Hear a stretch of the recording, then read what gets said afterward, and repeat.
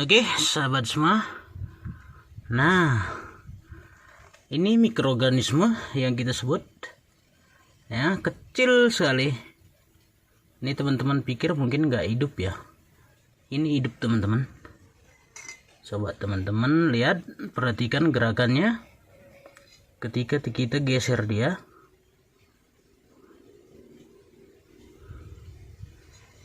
Nah, dia akan bergerak. Nah, teman-teman bisa lihat, ini hidup. Nah, lihat. Nah, dengan kasat mata kita kan tidak tahu bahwa mereka itu ada sebenarnya bergerak ya. Mereka mencari makan,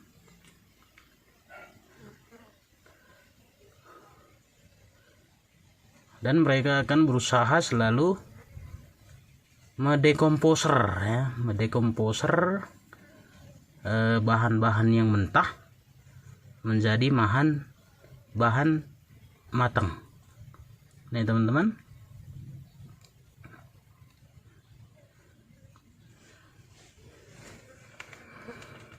oke. Nah, ini bergerak teman-teman, ini hidup. Nah, dan ini kita ambil kemarin dari humus hutan. Baru kita buat pembuatan seperti pemancingan triko ya. Nah, dan kita biarkan lama kelamaan mereka akan menjadi semacam serbuk yang tetap bergerak ya. Nah, ini jutaan nih teman-teman. Nah, ini secara kasat mata kita bisa melihat bagaimana mereka itu memproses ya.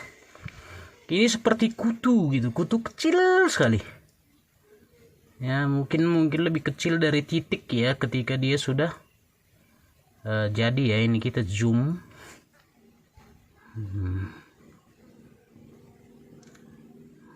Kita zoom.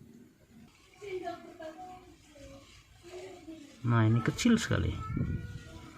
Nah, ini itu yang saya bilang, kalau misalnya ke lahan kita ya, di sekitar tanaman kita masukkan sejenis mereka akan mendekomposer, memakan, memproses apapun yang ada di sekitar mereka yang kiranya itu menjadi masih berbentuk mentah ya.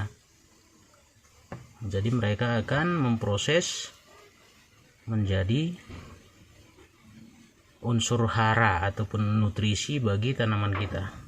Ini dalam wadah baskom kecil ya.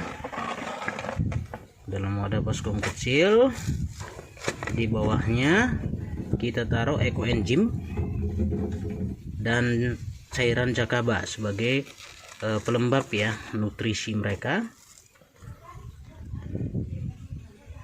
Nah, ini bakteri pembusuk. Jadi kita bikin kemarin pancingannya adalah nasi ya, dingin ya, tapi belum basi. Nah, teman-teman lihat nih, yang berjatuhan nih ke dalam lagi.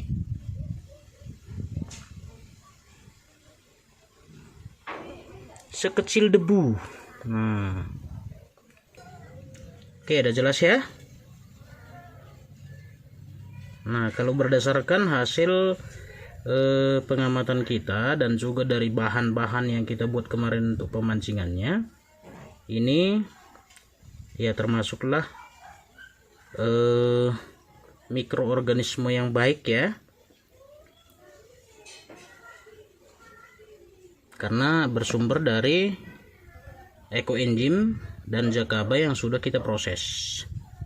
Jadi inilah yang perlu kita kembangkan di lahan pertanian kita. Jadi humus itu adalah menjadi tempat bagi mereka, lingkungan bagi mereka ketika kondisinya lembab ya, lembab, dan humus, lapisan humus itu masih tebal ya, masih bisa sebagai tempat mereka untuk berkembang biak.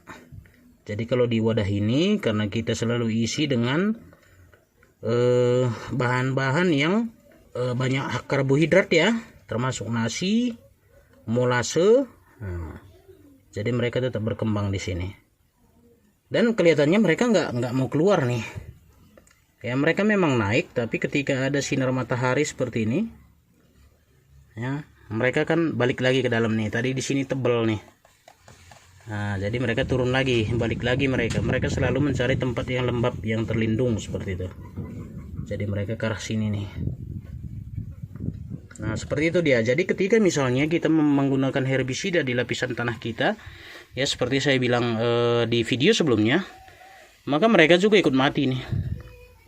Nah, mereka yang bertugas untuk memproses bahan mentah menjadi bahan jadi, sehingga unsur hara di lahan kita itu terjaga, tetap ada ya.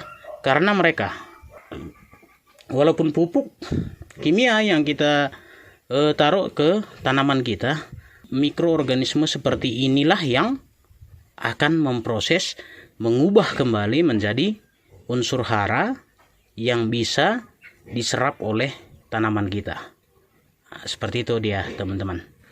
Nah, jadi ini salah satu jenisnya dan merupakan pembuktian ya buat kita bahwa mikroorganisme itu sangat penting dan sangat perlu diperbanyak di lokasi areal pertanian kita. Makanya sering saya bilang di edukasi kelompok tani pertanian yang kita lakukan ke desa-desa sudah sekitar kurang lebih 5 tahun ini ya. Kita sangat aktif untuk melakukan edukasi. Hal inilah yang selalu kita sampaikan ke petani kita, agar kiranya penggunaan dari herbisida itu bukan dihentikan, bukan dilarang, tetapi dikurangi. Tujuannya adalah untuk memberikan kesempatan mikroorganisme seperti ini untuk berkembang biak ya, semakin banyak di lahan kita, sehingga itu sangat membantu petani untuk mengubah unsur-unsur yang belum sebenarnya terproses, belum bisa dimakan oleh tanaman kita, dan mereka mengubahnya, mereka memprosesnya seperti itu. Oke, ya itu dia untuk penjelasan mungkin tambahan terkait dengan video kita yang pertama kemarin. Sehingga kompos yang tadinya bahan mentah itu menjadi bahan siap saji, dan di situ sudah ada kumpulan-kumpulan daripada bakteri, mikroorganisme, jamurnya sudah ada di situ. Baru kita tambah ke tanaman kita, ya. Jadi mereka semakin berkembang di sini, ya, dengan yang sudah matang ya, kompos yang sudah matang. Tadi yang mentah, sekarang yang sudah matang. Jadi ketika kita menambahkan di situ sudah merupakan pupuk kandang yang jadi, artinya kandungan unsur hara sudah ada, juga bakteri atau mikroorganisme atau pengurai tadi sudah ada di situ. Jadi kita tambahkan di sini, slap. Jadi mereka semakin berkembang lagi di sini, sehingga kondisi tanah kita semakin bagus lagi. Ketika ada rumput-rumputan yang misalnya jatuh atau daun-daun daripada tanaman kita jatuh, slap seperti ini. Berapa hari kemudian dia akan mengering, berapa minggu kemudian dia akan membusuk, yang dibusukkan oleh jamur, bakteri, dan dimakan lagi oleh mikroorganisme, sehingga ini akan menjadi tanah kembali. Ya, seperti itu. Itu akan terjadi ketika di sini di lahan kita masih banyak mikroorganisme yang kita butuhkan sebagai pengurai. Oke, itu dia untuk pupuk kandang yang sudah difermentasi atau dimasakkan. Baru kita kembali ke ekoenzim dan jakaba. Untuk ekoenzim ya, untuk ekoenzim ataupun POC ataupun MOL ataupun apapun yang teman-teman ada, yang teman-teman buat, mau PSB segala macam, dan ya itu akan menjadi bakteri pengurai ya. Apalagi kalau teman-teman punya yang masternya ya, banyak dalam botolan-botolan itu sudah banyak sekarang. juga dalam bentuk tepung, dalam bentuk kapsul yang diolah secara teknologi tinggi juga, tapi dia tetap sebagai mikroorganisme yang organik, ya, ditambahkan. Tentunya kenapa tadinya bahan-bahan sampah, ya, sampah baik berupa sayur, berupa buah-buahan, daun-daunan, segala macam, kayu-kayuan, itu akan diproses oleh mikroorganisme tadi. Karena apa? Kalau yang ada kita tambahkan, ya, kalau ada yang ada kita tambahkan, itu akan berkembang biak dan akan memakan dan memproses dan memakan bahan-bahan yang kita sediakan tadi, ya, yang tanpa penambahan indukan atau master itu juga sama. Artinya kita menyediakan makanan bagi bakteri yang ada di dalam bahan yang kita buat tadi. Misalnya ember seperti ini, ya. Misalnya kita buat buah-buahan di dalam semua, bruk masuk semua, bakteri pembusuk akan muncul di situ. Baru kita tambahkan misalnya sejenis molase atau gula merah atau tebu, itu adalah makanan bagi mikroorganisme yang tumbuh di situ. Sehingga mereka cepat sekali berkembang biak. Jadi biasanya kalau kita lihat dalam proses ekoenzim, ya, pembuatan ekoenzim, kita buat misalnya kalau standarnya yang kita tahu itu bahannya adalah 1, 3, 10. Ya, 1 kilo molase, ya, molase ini tetes gula, molase, 3 kilo sayur-sayuran atau buah-buahan yang sudah busuk, ya, atau yang tidak terpakai lagi atau sampah organik, baru ditambah dengan air 10 liter. Jadi 1, 3, 10 itu yang kita buat. Biasanya kodenya biar gampang diingat, ya, 1, 3, 10, 1 kilo molase, 3 kilo bahan-bahan sampah-sampah organiknya, mau buah-buahan, sayur-sayuran, daun-daunan, rumput-rumputan, silahkan. Baru ditambah 10 liter air, dimasukkan ke dalam wadah ember, ya, ember. Misalnya seperti ember ini, ya, seperti ember ini, maka di situ akan terproses pengembangbiakan bakteri dari bahan-bahan yang ada tadi, ya. Jadi di situ akan muncul bakteri pembusuk, pengurai dan segala macam, ya, karena itu adalah dunia mereka dan molase adalah makanan mereka. Nah, jadi mereka akan sangat subur di situ. Mereka akan memproses bahan-bahan tadi, melebur bahan-bahan tadi, mendekomposer bahan-bahan tadi, sehingga yang tertinggal sekarang adalah unsur hara. Unsur hara yang siap saji karena sudah diproses oleh bakteri tadi. Ini adalah kotoran-kotoran daripada mikroorganisme bakteri yang ada, ya, dan mereka juga masih ada di dalam ini.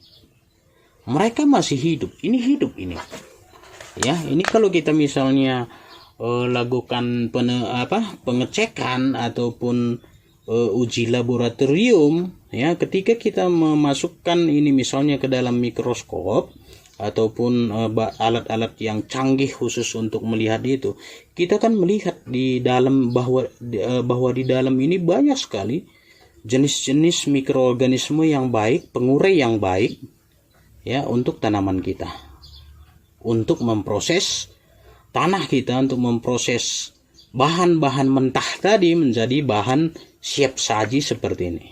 Bahan-bahannya kemarin ini dari buah-buahan dan sayur-sayuran, juga ada kakao, ya, kulit kakao.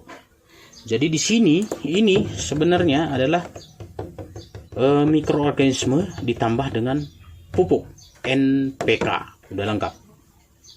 Oke, jadi apa fungsinya? Oke, untuk jakaba sama teman-teman, ya. Kenapa kita melakukan pengembangan Jakaba? Karena ini khusus adalah jamur ya. Jamur yang memproses bahan mentah ya, berupa apa bahan mentahnya? Air leri, molase, dedak, beras sisa-sisa ya. Jadi masuk di dalam semua. Jamur Jakaba ini akan menyerap dan membuang, menyerap, membuang, memakan, mengotorkan, memakan dan mengotorkan. Seperti itu dia. Jadi air yang di dalam ini ya, kalau kita lihat dari perkembangan Jakabanya nanti, ketika misalnya nutrisi yang dia butuhkan di dalam kaleng itu atau di dalam drum itu sudah habis, maka dia akan semakin mengecil, bahkan membusuk, bahkan mati. Karena apa? Dia tidak lagi makan. Yang tersisa itu adalah kotorannya. Kotorannya itu sangat bermanfaat buat pertanian kita ya. Jadi kita ambil lagi yang bermanfaat buat kita, kita saring airnya, tetap jamurnya kita tambah di situ, kita taruh di situ, kita tambah lagi bahan mentah yang akan mereka proses lagi. Seperti itu dia. Tapi ini yang kalau ekoenzim tadi mungkin banyak bakteri di dalam. Ini bakteri, mikroorganisme bakteri yang mungkin tidak bisa kita lihat secara kasat mata. Tapi ini dengan jamur, ya, ini dengan jamur Jakaba. Jadi mereka memproses lagi sehingga nih hasil daripada saringannya Jakaba yang sudah jadi, air yang sudah dimakani dan dibuang oleh Jakaba, sudah diproses, sarinya sudah diambil ya, sari bahan mentahnya sudah diambil. Sekarang yang sisa adalah gizinya, nutrisinya berguna untuk tanaman. Jadi ketika kita misalnya melakukan pengocoran, baik penyiraman ataupun penyemprotan ke dalam tanaman kita dengan menggunakan hasil dari POC ataupun hasil dari ekoenzim, juga hasil daripada jamur Jakaba tadi, bakteri atau mikroorganisme yang bersumber dari ekoenzim atau mikroorganisme yang di sini akan masuk ke dalam tanah kita. Mereka akan berkembang biak dan memproses semua yang ada di sini, termasuk memakan segala hal yang menurut kita jahat, patogen.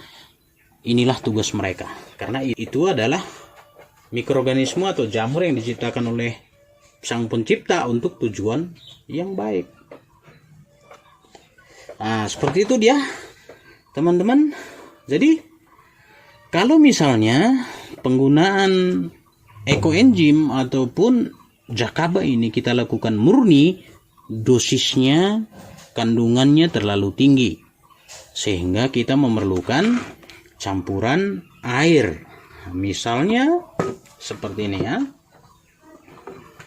Jadi ini kita masuk contoh penggunanya. Jadi menurut saya, kalau berdasarkan penjelasan saya tadi, mungkin teman-teman sudah sedikit paham ya, ataupun kalau belum paham nanti boleh juga teman-teman cari penjelasan yang lebih detail mungkin, karena saya sebenarnya bukan orang pertanian, hanya saja hobi mempelajari pertanian ya. Bisa saja mendapat ilmu dari situ ya, atau kita hanya kulit-kulitnya saja nih ya, karena kita bukan orang-orang pertanian, tetapi petani ya yang suka mempelajari daripada pertanian kita sendiri.